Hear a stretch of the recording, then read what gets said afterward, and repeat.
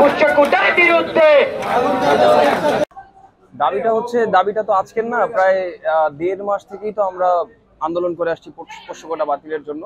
প্রথমত হচ্ছে আমরা যে জুলাইতে যে আন্দোলনটা করলাম মানে কোটা বাতিলের জন্য, হ্যাঁ, সেইটার রেশ ধরেই কিন্তু কোনো বিশ্ববিদ্যালয় বা কোনো প্রতিষ্ঠানে কিন্তু কোটা থাকার কথাই ছিল না। তারপরেও এই বিশ্ববিদ্যালয়ে এখনো পর্যন্ত পোষ্য কোটা চলমান, এটা একই সাথে লজ্জাজনক। হোয়াটএভার, তারপরে এটা চলে আসছে, এটা বাতিল করার জন্য আমরা 1.5 মাস ধরে আন্দোলন করতেছি। আমরা 5%কে কখনোই সংস্কার বিষয়ে কোনো প্রস্তাবনা রাজশাহী বিশ্ববিদ্যালয়কে প্রশাসনকে আমরা দিইনি। তারা যেটা করছে যে 5% কোটাকে কমিয়ে 1%-এ নিয়ে আসছে, কিন্তু আমরা সেটাতে সন্তুষ্ট না। কেননা আমরা সংস্কার চাইনি, আমরা চাইছি পোষ্য কোটা সম্পূর্ণ বাতিল। এবং যেহেতু তারা এটা বাতিল করে নাই, কালকে 1% রেখে দিছে এবং কালকে তাদেরকে আমরা 15 ঘন্টার আলটিমেটাম দিই যে আগামী 10টার মধ্যে যদি আপনারা এই 1%কেও সম্বল উৎপাদন না করেন তাহলে আমরা প্রশাসন ভবন ঘেরাও করবো এবং তালাবদ্ধ করবো। সেটার পরিক্রমায় আজকে আমরা প্রশাসন ভবনে তালাবদ্ধ করছি। কতক্ষণ বলতে দেখেন, আমরা তো মূলত এখানে এসে বসে থাকার জন্য, পড়াশোনা ছেড়ে ক্লাস ছেড়ে এখানে এসে কেউই বসে থাকার জন্য এসে দাঁড়ায় নাই। আমরা বিশ্বাস করি যে রাজশাহী বিশ্ববিদ্যালয়ের প্রশাসন একটা ন্যায্য যৌক্তিক প্রশাসন, কারণ তাদেরকে আমরাই অন্য একটা প্রশাসনকে হটিয়ে তারপর তাদেরকে এখানে অবস্থান করাইছি, রাইট? সুতরাং আমরা তাদেরকে ন্যায্য বলে অভিহিত করতে চাই এবং আমাদের দাবি যেহেতু ন্যায্য, প্রশাসন যেহেতু ন্যায্য, সুতরাং আমরা বিশ্বাস করি যে অতি দ্রুতই এবং খুব স্বল্প সময়েই তারা এই জিনিসটা উৎপাদন করে দেবেন। আমাদের সাথে একমত পোষণ করবেন যে পোষ্য কোটা থাকার কোনো ধরনের যৌক্তিকতা নাই এবং খুব দ্রুতই আমরা এখান থেকে সরে যেতে পারবো বলে বিশ্বাস রাখি প্রশাসনের উপর। কোটার বিরুদ্ধে সেখানে এত মানুষের প্রাণ গেল, এতগুলো শহীদ হলো, এত মানুষজন শহীদ হলো, তাদের বিরুদ্ধে যদি এখন চাই আমরা কোটা বহাল রাখি বা কোটা যদি আমার মতে কোটা যদি 5% অন্যায় হয় 1% অন্যায়, সেটা যদি আমরা বহাল রাখি তাদেরকে অপমান করা হচ্ছে। আর পোষ্য কোটা কেন থাকবে? তাদের বাবা মায়েরা চাকরি করে, তাদের যোগ্যতায় তারা ঢুকছে, তাহলে তাদের ছেলে মেয়েরাও তো যেন তাদের পড়ালেখার যোগ্যতা, তাদের মেধার যোগ্যতা যেন তারা ঢুকে, এটাই আমরা চাই।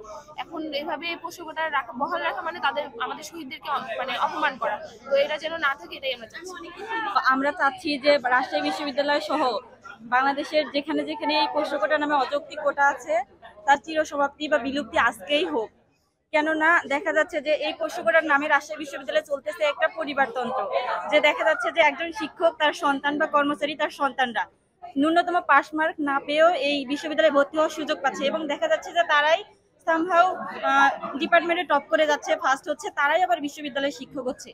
রাজশাহী বিশ্ববিদ্যালয়ে এই সংখ্যাটা অনেক বেশি। আপনি একটু খোঁজ নিলে দেখতে পাবেন যে এখানে কতজন শিক্ষক আছে যারা বাবার কোঠায় তথা পোষ্য কোঠায় এখানে শিক্ষক হয়েছে এবং তারা আসে ক্লাসে 45 মিনিটের লেকচার, তারা 25 মিনিট থেকে 30 মিনিট শুধু তাদের বাবা দাদা কারা কি করছে তাদের গল্প শোনাবে, ইভেন তাদের জীবনের কাহিনী শোনাবে, নোট করে নিয়ে এসে পড়াবে, বা মানে তারা নিজেরা যদি নিজেদেরকে প্রশ্ন করে যে তারা আদৌ এখানে শিক্ষকতা করার যোগ্যতা তাদের আছে কিনা, তাহলে তারা নিজেরাই খুঁজে পাবে যে আদৌ তারা এখানে কেন।